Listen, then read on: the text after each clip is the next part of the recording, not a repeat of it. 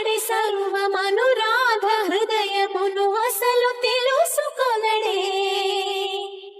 పెదవి ఉనికి నిందుకనో వయసు ఉనికి దేనికనో కాలమాగి నిందుకనో అడుగు పడదు దేనికనో నీ పిల్లన గ్రోవి సవ్వడి వెనకాసిలేపోదా తండ్రి రాధాకృష్ణ రావా రావా కోరింది నీ రాక వేచింది నువ్వు లేక